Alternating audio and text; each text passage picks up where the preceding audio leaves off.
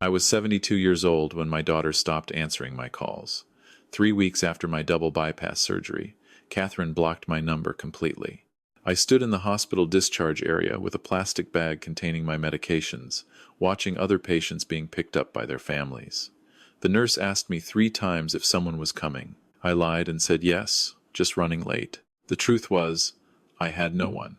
My wife Eleanor had passed away 4 years earlier. Catherine was my only child, and she lived just 20 minutes away, in North Vancouver, with her husband Derek and their 2 teenagers. But Derek had made it very clear over the years that I was an inconvenience. A retired postal worker living on a pension wasn't impressive enough for his social circle. I called a taxi I couldn't afford. The driver helped me into the back seat, and I gave him my address in East Vancouver. The meter ran while we sat in traffic, and I watched the numbers climb with each red light. When we finally pulled up to my building, the fare was $43. I had $52 in my wallet. That left me with $9 until my pension check arrived in 12 days. The driver saw me counting my money. "You okay, sir?" he asked. "I'm fine," I said, handing him the bills. "Keep the change." He looked at the money, then at me. "Sir, this is only $9 extra." "You sure? You've got a family to feed." "I'm sure." I climbed the 3 flights of stairs to my apartment, stopping twice to catch my breath. The incision in my chest felt like it was splitting open with each step. Inside, the apartment was exactly as I'd left it 3 weeks ago, before the emergency surgery. Empty, cold, silent. The first 2 days were the hardest. I couldn't lift anything heavier than a coffee cup. I couldn't reach the top shelf where I kept my breakfast cereal. I couldn't shower properly because I wasn't supposed to get the wound wet. I ate crackers and peanut butter because I couldn't stand long enough to cook. On the 3rd day, I tried calling Catherine again. The call went straight to voicemail. I left a message. "Sweetheart, it's Dad. I'm home from the hospital. I just wanted you to know I'm okay. I'd love to hear from you. I love you." She never called back. I later found out from a neighbor who knew Derek's sister that Catherine had wanted to help me.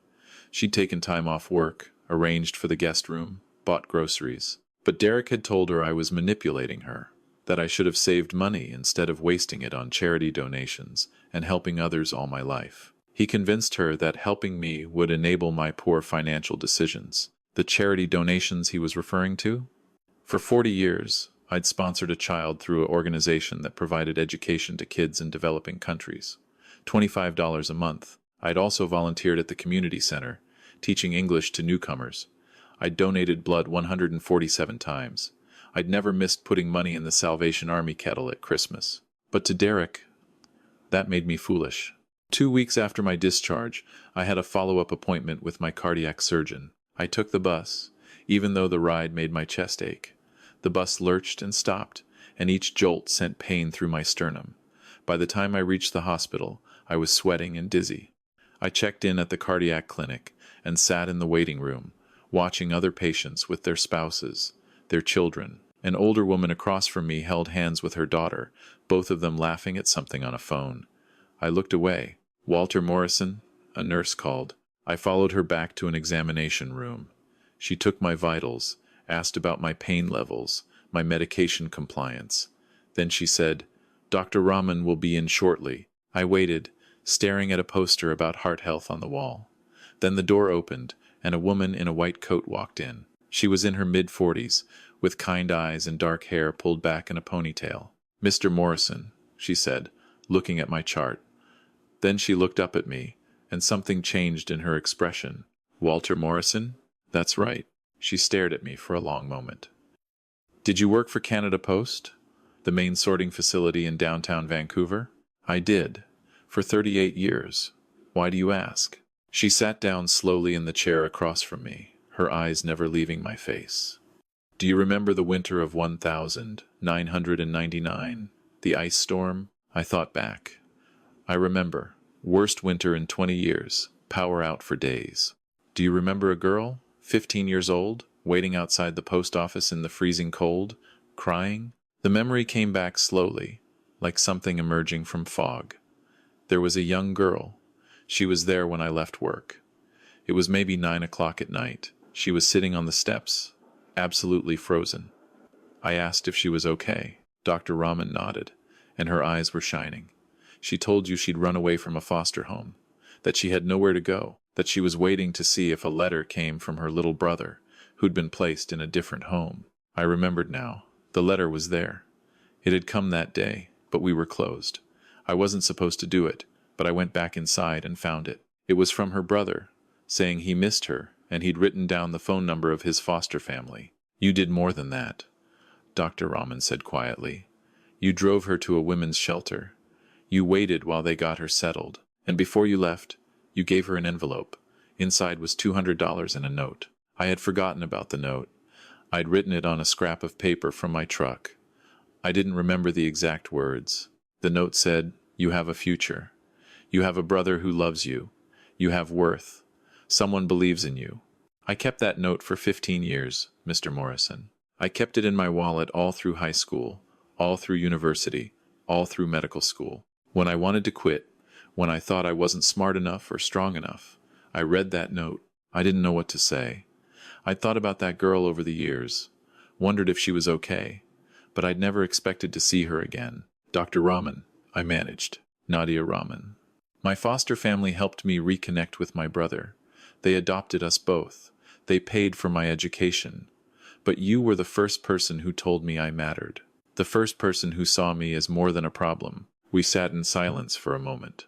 Then she looked at my chart again, and her expression became professional. Let's look at your recovery. How are you managing at home? I lied. Fine. Everything's fine. She examined my incision, listened to my heart, asked about my medications.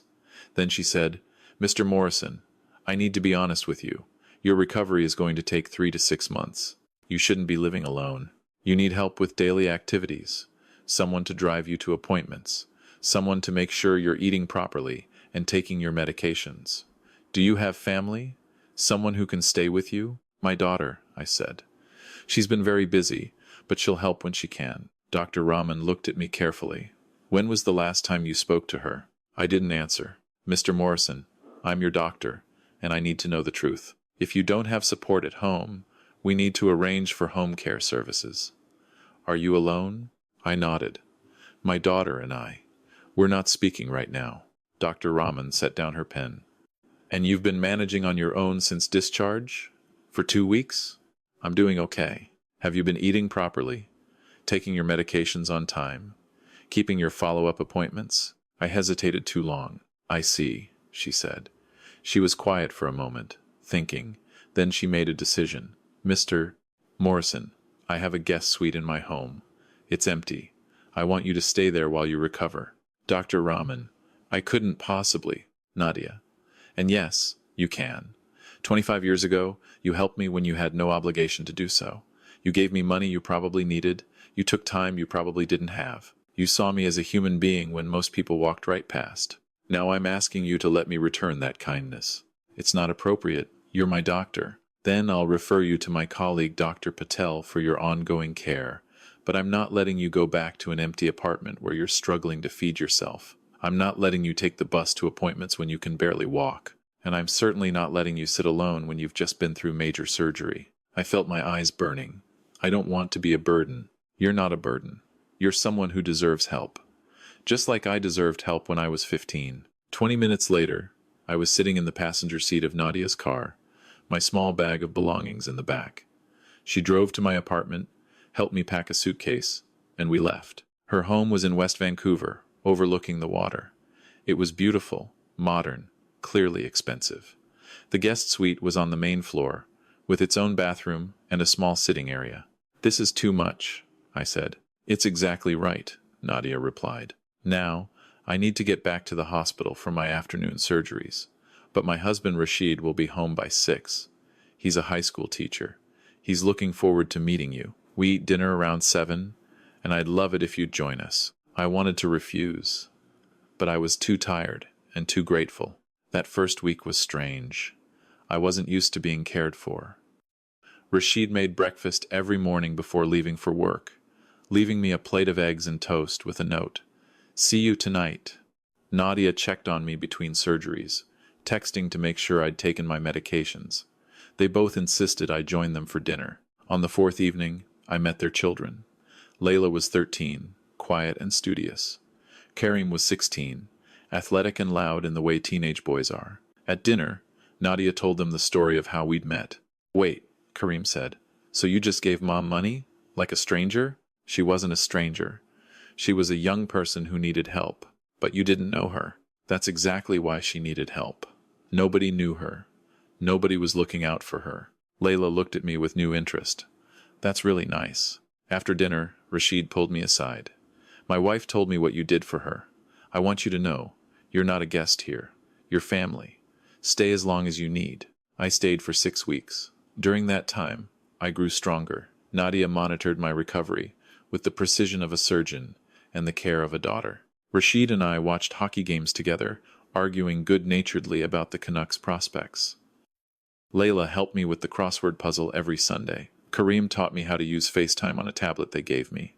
But I couldn't stop thinking about Catherine. I missed her. I missed my grandchildren. I'd missed so much of their lives already because Derek had slowly, methodically cut me out. Birthday parties I wasn't invited to. School plays I didn't know about. Family dinners that happened without me. One evening, I was sitting in the guest suite when Nadia knocked on the door. "Can we talk?" she asked. I invited her in. She sat down with a serious expression. "Mr. Morrison, Walter, I need to ask you something. Your daughter, have you heard from her?" I shook my head. "No." "Have you tried contacting her?" "Several times. She doesn't respond."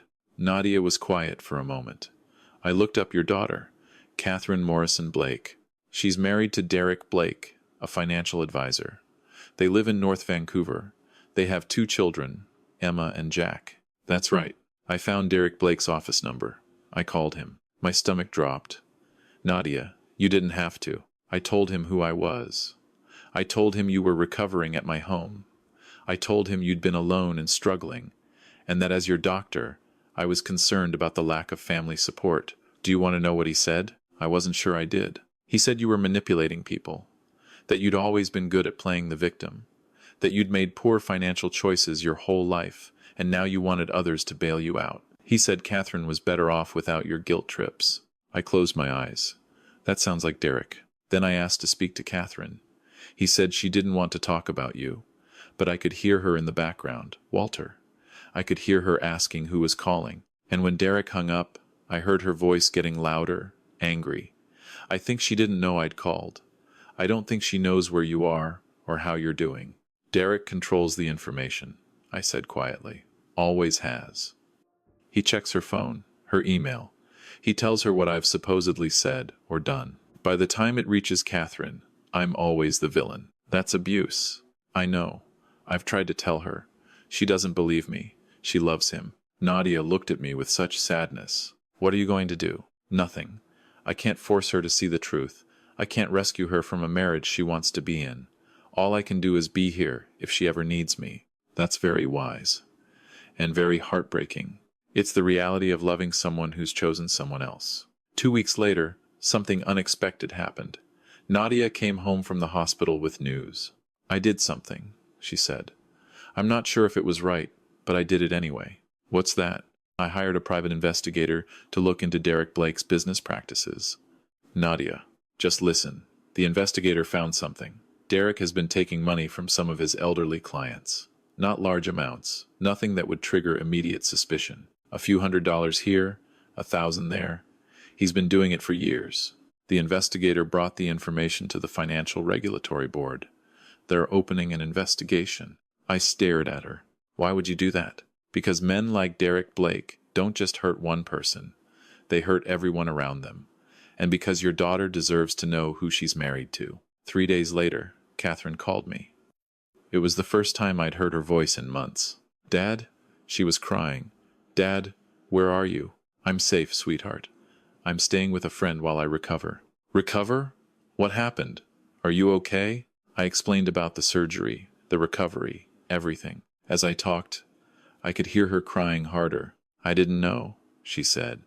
"I called the hospital last week, and they told me you'd been discharged weeks ago. I went to your apartment, but you weren't there. I thought something had happened to you. I thought you were gone and I never got to say goodbye. Catherine, I tried to call you. Many times. I know. Derek told me you were calling to ask for money. He said you were trying to make me feel guilty. He deleted your messages before I could hear them. He blocked your number on my phone without telling me. I only found out 3 days ago when I saw a blocked calls list. Why didn't you call sooner? Because 3 days ago, 2 investigators came to our house. They said Derek was under investigation for embezzlement. They said he'd stolen almost $200,000 from his clients over 5 years. Dad, they arrested him. They took him away in handcuffs in front of Emma and Jack. I didn't know what to say. I've been going through our finances, Catherine continued. He's been lying about everything. We're not wealthy. We're drowning in debt. The house, the cars, the private schools, it's all borrowed money and stolen money. I'm going to lose everything, and I deserve it. I chose him over you. I believed his lies about you. I let him cut you out of our lives.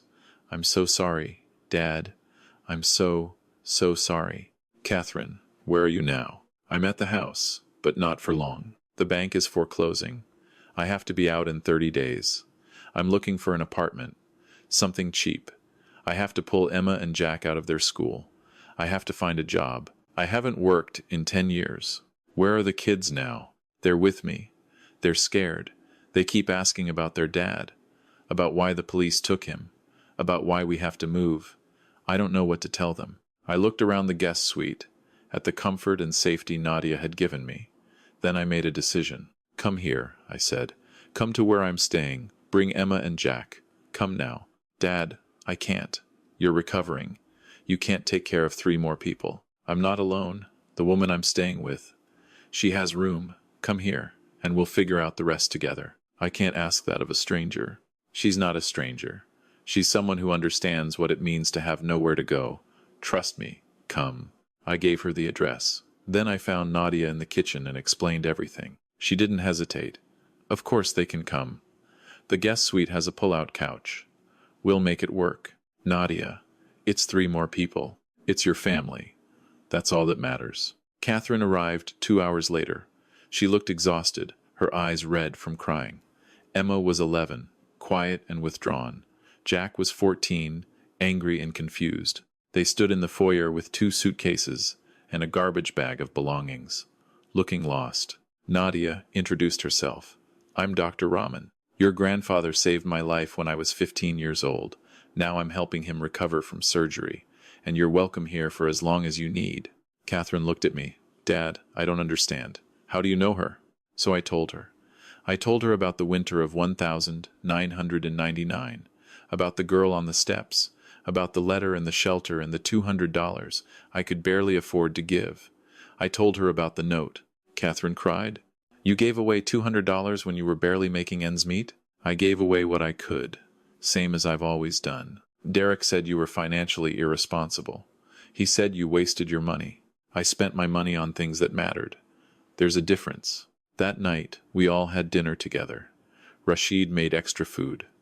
Layla and Kareem welcomed Emma and Jack, showing them around, making them laugh. For the first time in months, I saw Catherine smile. Over the next few weeks, something remarkable happened. Catherine started therapy to process the abuse she'd experienced. She got a job as an administrative assistant at a law firm. She filed for divorce. Nadia helped her find a small apartment in East Vancouver, and Rashid's teacher friends donated furniture. But more than that, Catherine started seeing me again, really seeing me. We talked about the years Derek had controlled her, the ways he'd twisted her perception of me, the isolation he'd created. She apologized over and over. I forgave her every time. One evening, about 2 months after Catherine had arrived, Nadia asked to speak with me privately. Walter, I need to tell you something. I've been thinking about this for a while, and I want to make you an offer. What kind of offer? I want to give you money. Enough to help you live comfortably, to help Catherine get back on her feet, to set up education funds for Emma and Jack. Nadia, no. Absolutely not. Walter, I'm a cardiac surgeon. I make a very good living, more than I need, and I wouldn't be a surgeon if you hadn't helped me. Let me help you. You've already helped me, more than you know. Then let me help Catherine. Let me help your grandchildren. They're innocent in all of this. I thought about it. Pride wanted me to refuse. But wisdom told me that sometimes accepting help is its own form of strength. On one condition, I said. Any money you give goes into an education fund for Emma and Jack. Nothing for me. Nothing for Catherine beyond helping her get stable. The kids deserve a future that isn't defined by their father's mistakes. Nadia smiled. Deal. But I have a condition too. What's that? You stop calling yourself a burden.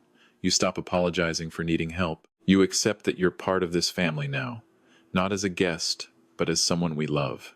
I didn't trust myself to speak, so I just nodded. Nadia set up education funds for both kids. $50,000 each, untouchable until they turned 18. She also paid 6 months of rent on Catherine's apartment, giving her time to save money and build stability. But she did something else too. She created a foundation in my name, the Walter Morrison Pay It Forward Fund. Its purpose was to help young people aging out of foster care, providing them with housing support, education funding, and mentorship. This is your legacy, Nadia said when she showed me the paperwork.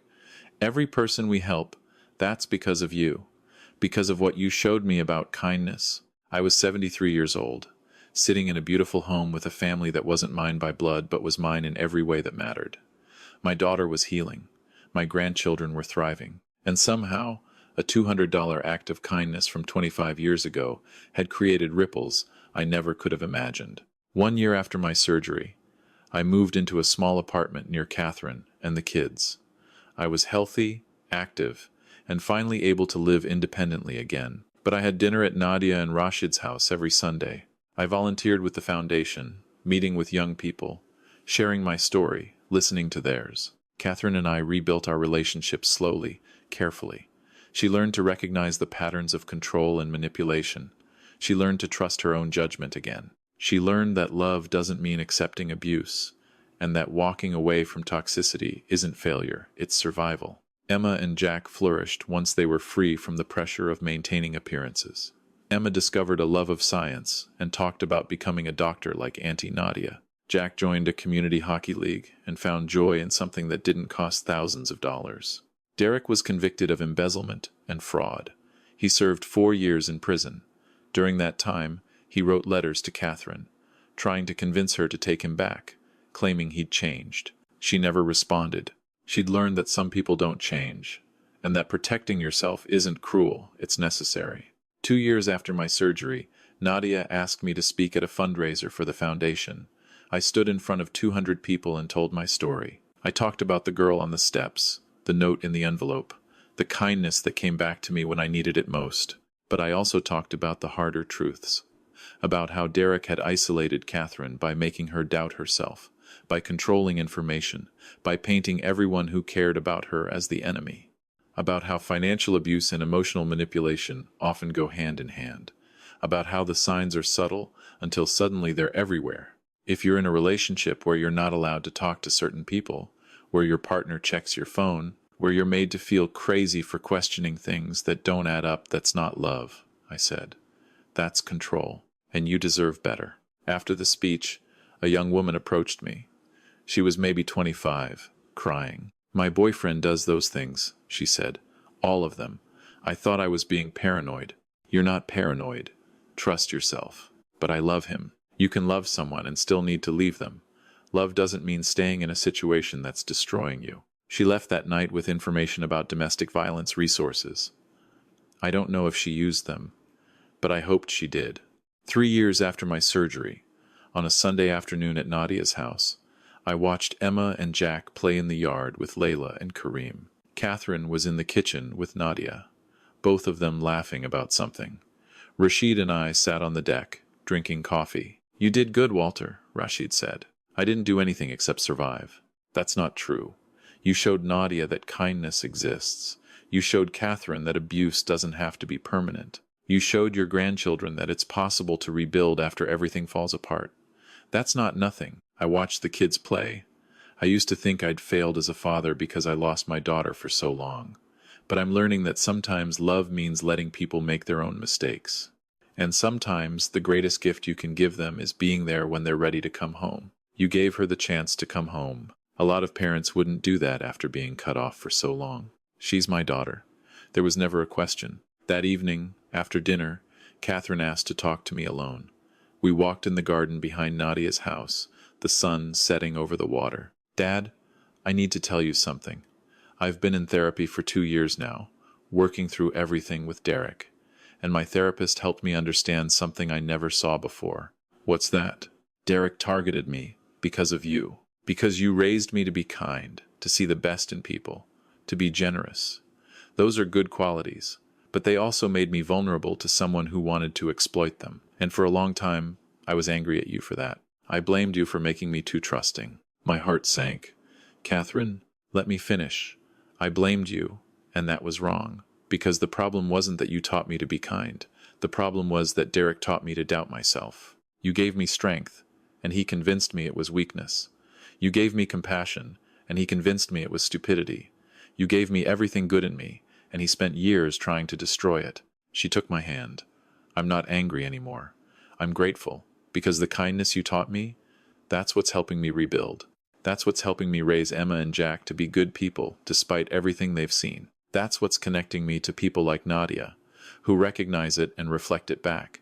You didn't make me weak, Dad. You made me strong enough to eventually find my way back. I couldn't speak. I just held my daughter while she cried, and I cried too. I love you, Dad. I'm sorry it took me so long to say it again. I love you too, sweetheart.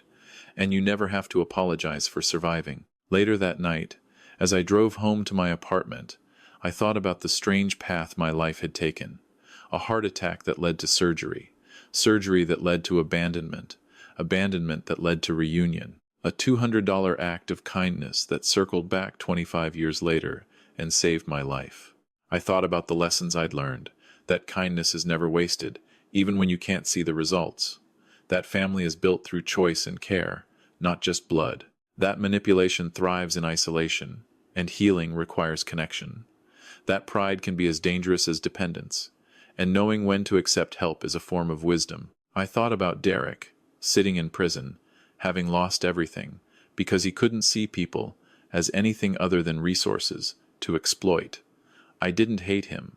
I pitied him, because he'd had a wife who loved him, children who adored him, a life that could have been rich in all the ways that mattered, and he'd traded it all for money that was never really his. I pulled into my parking spot and sat in the car for a moment. My chest didn't hurt anymore. The scar was still there, a thin line down my sternum, but the pain was gone. I was healthy. I was loved. I had my daughter back, my grandchildren in my life, and a chosen family that had saved me when I had nothing. At 75 years old, I was finally learning what it meant to be rich, and it had nothing to do with money. The foundation Nadia started has helped 147 young people in 3 years. Each one receives housing support, education, funding, and a mentor. Each one receives a letter on their first day, and I write every single one. The letters all say something similar. You have a future. You have people who believe in you. You have worth. Someone sees you, because 25 years ago, someone saw me as more than just an old man counting change for a cab ride. Someone saw me as a person who'd spent his life trying to help others, and who deserved help in return. That someone was a 15-year-old girl I met for 10 minutes on the coldest night of winter, and she saved my life in more ways than one. If you're reading this and you're wondering whether small acts of kindness matter, I'm here to tell you they do. That $200 I gave Nadia, I could barely afford it. I didn't expect anything in return. I certainly didn't imagine it would come back to me when I needed it most. But it did. Not because kindness is transactional, but because kindness creates a world where people look out for each other, where a surgeon remembers a stranger's compassion and extends it to others, where a daughter learns that abuse doesn't define her future, where grandchildren see that it's possible to start over, no matter how broken things seem. And if you're in a situation like Catherine was, where someone is controlling you, isolating you, making you doubt yourself, please know this. You're not crazy. You're not ungrateful. You're not the problem. And there are people who will help you when you're ready to leave. Your worth isn't determined by someone else's treatment of you. Your value doesn't decrease because someone chose to diminish it. You deserve safety, respect, and love that doesn't come with conditions or control. It took my daughter years to see that. It took a crisis to break through the walls Derek had built around her. But she made it out, and she's building a life that's truly hers. And I got to be part of that rebuilding. Not because I forced my way back in, but because I was there when she was ready to come home. That's what love does. It waits. It hopes. It keeps the door open, even when it's been closed for years. And sometimes, if you're very lucky, the people you helped along the way are there to hold that door open with you.